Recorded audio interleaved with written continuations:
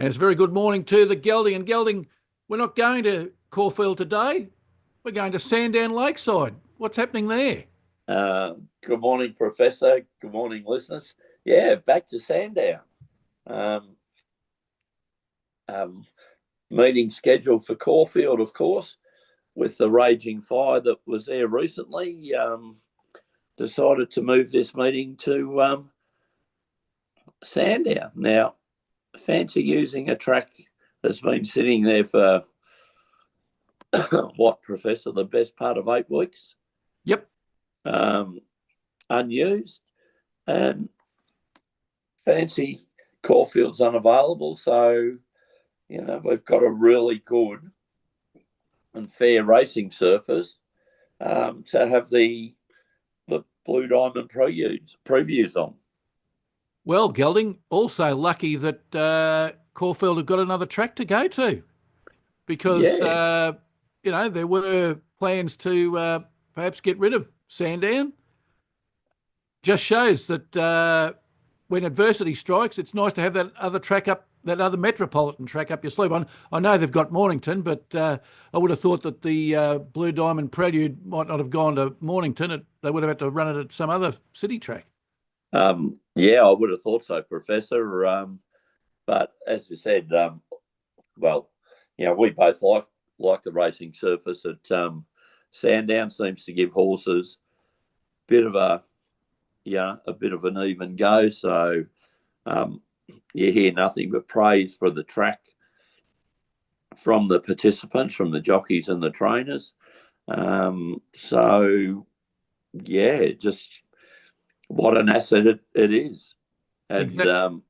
Hopefully that part of selling it is now off the record and that committee has moved on. But I think they might be, Professor, I'll be very surprised if they get Caulfield up and running for Blue Diamond Stakes Day by the end of February. Well, especially given the photos that were sent around by the president of the club during the week, Gelding. A lot of water damage to other parts of the grandstands that weren't involved in the fire, which will make it very difficult to get the patrons there and for their safety as well. Well, exactly, Professor. So, I think, it'll be interesting to watch the 2-year-olds today and get a bit of a gauge on a lot of new well-bred first starters.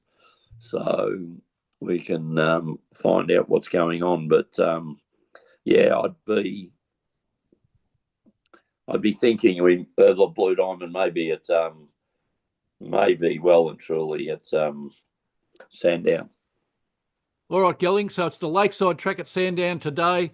It's a 10-race card. The first's at 12:15. The last at 5:35. Need that extra 10 minutes to get back in from Sandown, Gelding. Yes, true. So true. The feature race, Gelding the Group 3 Manfred Stakes, 3-year-old race worth $200,000, if you don't mind, over 1,200 metres. The track's a good 4. It's going to be 25 to this Saturday, Gelding. So better keep our eye on whether that track gets upgraded or not. And the rail is in the true position, which you would think after so many weeks being idle, Gelding, the rail would be in the true position. Common sense, Professor. Well done. So early in the program. So, better get it out of the way now, Gelding. Beautiful. Now, I was just saying, Gelding, given the rail's in the true position and the track hasn't been run on for quite some time, I would have thought On Pace might have been the way to go today. Yeah, Professor, tend to agree with you. The Lakeside being the inner track, having the shorter run home, maybe up there, more frontish of the field, say, than whether you've got to be right on pace. So, but as we said with Sandown, most horses get their chance from the back if they're good enough. So we'll see. All right. Well, what are your 2 best bets for today's racing, Gelding? Professor, going in some races where there's smallish type of fields today. And I'm leaving the 2-year-olds alone just because I want to see a lot of the form.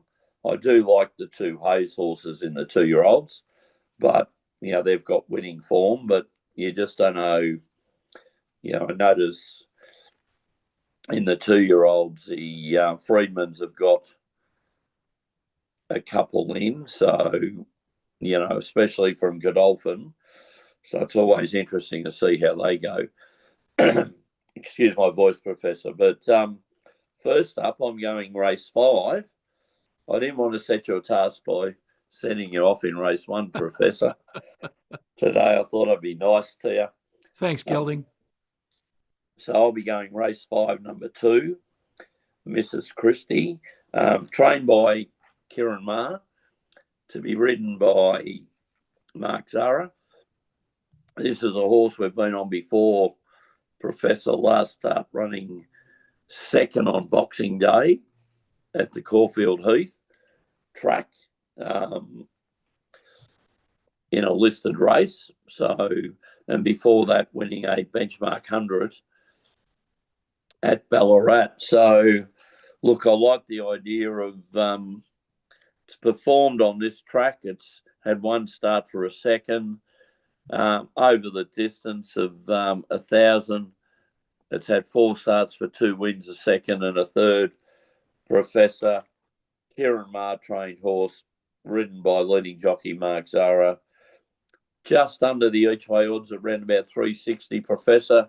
So I think I'll start off the day with race 5, number 2, Mrs. Christie. My second bet then, Professor, I'll go on to race 8.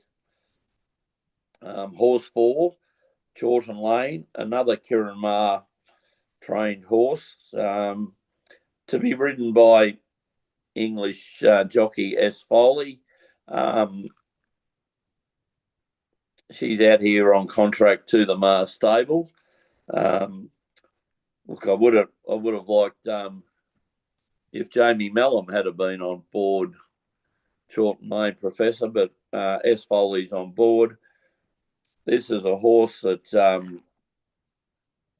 last start ran third during the Pakenham 1400 meeting. Beaten a short half a length. Before that, it won a race up in Canberra. Before that, a couple of thirds in Randwick, Professor. If you remember, we were on Chawton Lane during the carnival up in Brisbane in June, Professor. So, look, I think a nice dry track, 1400 in the evergreen turf John Dillon Stakes, just will suit Chawton Lane. Bit worried about number 2, Aztec Ruler, which went well last up, but as we said previously, Professor, you can't back them all. So my 2 tips are race 5, number 2, Mrs. Christie, into race 8, number 4, Chawton Lane. And you like, Professor? Yeah, Gelding, I'm going at the tail of the field today. Unusual for me. I'm normally fiddling around with race 1, 2, 3 or 4, but no. First selection today is in race 9, Gelding, the main race. We've always got to have a bet in the main race. The Manfred Stakes, as I said, a Group 3 race for 3-year-olds over 1,200 metres. And I think both you and I can say in this race, Gelding, like horse number 4, Tropicus, coming out of Barrier 7. Only had 5 starts for 1 win and a placing, so a 20% win rate, 40% place rate. A 3-year-old colt, Gelding, the sire is Too Darn Hot. So I suppose Tropicus coming out of Too Darn Hot, it makes sense, doesn't it? Very, very well named, Professor, as you said. Yeah, look, this is a very, very good race, but by Too Darn Hot, trained by the Freedmans, the 5 starts, Professor, only for 1 win, it's a bit concerning, but if you have a look at some of the other races, it's been up in Sydney racing in group races up there, so coming back a little bit in grade will certainly help it. Yeah, and you must have been having a sneak preview of my notes, Gelding, because what I was going to say next was don't be put off by the form because it's been running in Group 1 and Group 2 races recently. It's a step down in class today, and it should benefit from that. It was only 4 lengths off the winner of the Caulfield Guineas, Gelding, Private Life. Yep. Private Life's gone on to win $2 million in stakes money, so It's it's not a bad resume. yeah, Professor. I think it's a horse which has got plenty of potential, and if the Freedmans are running it in that type of race against those type of horses, they must have a fair opinion of it. Yes, Gelding, and you can get great each way odds too. It's currently showing $6 and $2. Right, I don't think it'll start at $6, Gelding. I think it might come in a little bit between now and race time. Now, what I'm also with you, Professor. I take it now. Yeah, I think I will, Gelding. So, Gelding, there's another thing that caught my eye on that race. Horse number 8 would be an aim and bet for you and I, Judicial, by our trainers. Yes, our current trainers. Peter Moody and Kath Coleman, and ridden by, I didn't know that Ben Melham had a brother, ridden by Jay Melham. Jay Melham, but it's got Miz in front of it. Oh, in my form guide. Not in the TAB, not in the TAB website, Gelding. It's just got Jay Melham. Oh, and any record, any stats you can fire at us, Professor? Well, the stats are the same as Jamie Carr's, apparently. Are they? Yes. AKA. Yes, AKA Mrs. Melham. They tied the knot during the week. Is that what they did? Well, according to the newspapers. Oh, okay. So, all right, Gelding. So, race 9, horse number 4, Tropicus. Yeah, moving on from that, Professor. Yeah, moving on, Gelding. Moving right along. Okay. I was going to say I didn't think she'd be riding today, but obviously she is. She is, indeed. Boom, boom. Let's now go to race 10, Gelding. The Nick Johnston Real Estate Handicap. I tell you what, this show's getting better and better, Gelding. You like it? Oh, yes. Boom, boom. It's a benchmark 74 for 3-year-old horses and above, over 1,200 metres. And I like in this one, Gelding, horse number 11, Better Link, coming out of Barrier 1. Lightly raced, 7 races for 3 wins and 2 placings. 5-year-old horse, Gelding. So hasn't it? 7 starts for a 5-year-old means it's been selectively run. 43% win rate, 71% place rate. So we like those figures usually. Won its last start at the same distance at the Heath on the 18th of December, Gelding. It's in stronger class today. Went to Hong Kong for 1 race, Gelding. Ran 12th of 12. Oh. So I'd probably be happy to be back in Australia, I would have thought. Doesn't like overseas travel? No, I don't think so, Gelding. The Chinese food didn't approve. It probably didn't like the Chinese food. Yeah. Daniel Moore's in the saddle. Greg Urell's in career form at the moment, Gelding. Over his career, 13%, but over the last 50, winning at 20%. Great each way odds here too, Gelding. $6.50 and $2.10 for punters. Yeah, Greg Urell, very astute trainer, Professor, who doesn't over-race or tax his horses, which I could imagine would be very frustrating to the owners, but he certainly gives them plenty of time to mature.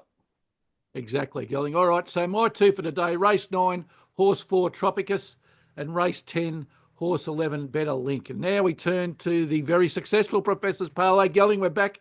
We're back in the winners list again. Oh, beautiful, Professor. So last week, Samangu ran 3rd, and we parlayed that. I took the chance, Gelding, into the Premier League. And how'd it go? Well, Nottingham Forest just got up over Southampton 3-2. That was a little bit closer than I thought it should be. But Manchester City put Ipswich to the sword and won 6-0. So that was over after the first 15 minutes. We're 2 from 4, Gelding. We've got the parlay back to 50%, which is around the figure I like. Well done, Professor. Beautiful. All right, let's see if we can improve on that today, Gelding. So the first leg of the parlay, race 9, horse 4, Tropicus, for all the reasons that you and I mentioned earlier in the program. And let's parlay that into, I looked at the Premier League, Gelding. I was a little bit nervous. I was a little bit nervous about the selections there, so I've steered away from the Premier League. What? You're not tempting fate? It's called leaving well enough alone, Gelding. Oh, okay. All right. You're successful there and you jumped off it. Yeah, I've jumped off. I've jumped onto the NBA because we had success there earlier in the year. Yes. So I like in today's ones, and I'll say if you're going to put the parlay on, get on quickly because I'll be leaving here and racing straight down to the TAB Gelding because the Cleveland Cavaliers are playing the Philadelphia 76ers at 11:10 our time. So there's not much time for me to finish the program and get off to get this bet on. So Cleveland Cavaliers to beat the Philadelphia 76ers. They're first in the Eastern Division Gelding. They've won 36 and lost 7. Won 3 out of their last 5. Now, they've only lost, the 2 that they lost, Gelding, were to the Western Division's first and second teams, Oklahoma City and Houston. So I'm not too worried about that form. Right. They've taken all before them in the East. They average 121 points for, they average 111 points against. So nice little 10-point cushion there, or buffer, as we might say. The buff. Yeah, there's the cushion, the buff, Gelding. The cushion, the buff. Oh, that kind of brings back memories. It does, doesn't it, Gelding? And they're playing Philadelphia 76ers. They're having a season to forget. They've only won 15 games, Gelding, out of 42. That's not a very good strike rate. They're 11th in the Eastern Division. They've lost all 5 of their last games. Can only score 107. 107 is not much in a basketball game, Gelding. No, they not the NBA. Yeah, so they average scoring 107. They average against them 112. So no wonder they've only won 15 of 27. Exactly, Professor. You're not going to win with those stats, are you? No, Gelding, and we'll parlay that into the Memphis Grizzlies to beat the New Orleans Pelicans. Oh, the Grizzlies. The Grizzlies. Yeah, the Grizzlies. Yeah, well, in a fight between a grizzly bear and a pelican, Gelding. Oh, I'm back in the Grizzly. I think I'm back in the grizzly bear. All right. The Grizzlies, third in the Western Division. They've won 29 of 44. They've won 4 out of their last 5. The only loss was to Boston, and we know how good they are. They average scoring 123, but only 115 against, Gelding, so a nice cushion there of 8. The New Orleans Pelicans, they're 14th out of 15. 14th out of 15. They've only won 12 games, Gelding. The Grizzlies have already beaten them twice this year. They only average scoring 109, and they have 117 scored against them. So that, I think that answers why they've only won 12. So it's race 9, horse 4, Tropicus into the Cleveland Cavaliers to beat the Philadelphia 76ers, into the Memphis Grizzlies to beat the New Orleans Pelicans. And hopefully we can get above the 50% today, Gelding. Yes, hopefully, Professor. So we'll be good. All right, Gelding. Well, I've got a date with the TAB very, very shortly. You'll be getting the confirmation text from me well before 11 o'clock today. So until next Saturday, and that's racing, it's good luck. And